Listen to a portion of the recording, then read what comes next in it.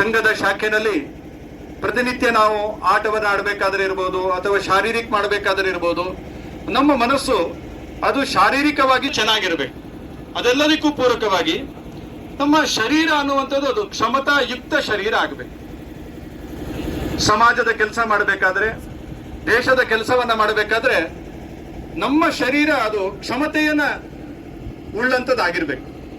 ಹೀಗಾಗಿ ಆ ರೀತಿ ಒಂದು ಕ್ಷಮತೆಯ ಒಂದು ಪರೀಕ್ಷೆಯ ಒಂದು ಕ್ಷಣ ಈ ಮಾಡ್ತೀವಿ. ಆದ್ರೆ ಇಲ್ಲಿ 15 ಕಿಲೋಮೀಟರ್ ನಾವು ಸಂಚಲನ ಮಾಡ್ತೀವಿ. ಹೀಗಾಗಿ ನಮ್ಮ ಶರೀರದಲ್ಲಿ ಆ ರೀತಿಯ ಕ್ಷಮತೆಯನ್ನ ನಿರ್ಮಾಣ ಮಾಡಿಕೊಳ್ಳುವಂಥದ್ದು ಬಹಳ ಮುಖ್ಯವಾದ. ಆದರೆ ಕ್ಷಮತೆ ಬಹಳ ಮುಖ್ಯ.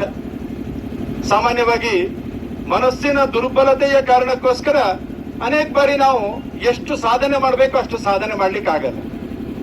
ಹೀಗಾಗಿ ನಮಗಾಗಿ 100ನೇ ವರ್ಷದ ಒಂದು ಇಂಥ ಸಂದರ್ಭದಲ್ಲಿ ಸಮಾಜದ ಜಾಗೃತಿ ಮಾಡುವಂತ ಕೆಲಸ ಬಹಳ ದೊಡ್ಡ ಒಂದು ಹೊಣೆಗಾರಿಕೆ ನಮ್ಮೆಲ್ಲರ ಮೇಲೆ ಇದೆ. ನಮ್ಮ ಮನಸ್ಸನ್ನು ದೃಢ ಮಾಡಿಕೊಳ್ಳುವಂಥದ್ದು ಇದು ಬಹಳ ಪ್ರಮುಖವಾಗಿದೆ. ಹೀಗಾಗಿ ಈ ರೀತಿಯ ಒಂದು ದೀರ್ಘ ಸಂಚಲನದ ಮೂಲಕ ಆ ರೀತಿ ಶರೀರವನ್ನು ದೃಢ ಮಾಡಿಕೊಳ್ಳುವಂಥದ್ದು, ಮನಸ್ಸನ್ನ ಅವ್ರ ಜೊತೆಗೆ ಸಮ್ಯಕ್ ಮಾಡಿಕೊಂಡು ಸಂಚಲನ ಮಾಡಬೇಕಾಗಿದೆ. ನಾವೀಗ ಸಂತೆಗೆ ಹೋದಾಗೆ, ಜಾತ್ರೆಗೆ ಹೋದಾಗೆ ನಡೆಯೋದಲ್ಲ ಸಂಚಲನ ಅಂದ್ರೆ, ಮೆರವಣಿಗೆ ಅಲ್ಲ ಸಂಚಲನ. ಸಂಚಲನ ಅನ್ನುವಂಥದ್ದು ತಾಳಕ್ಕೆ ತಕ್ಕಂತೆ ಹೆಜ್ಜೆ ಹಾಕೋದು ಕಷ್ಟ.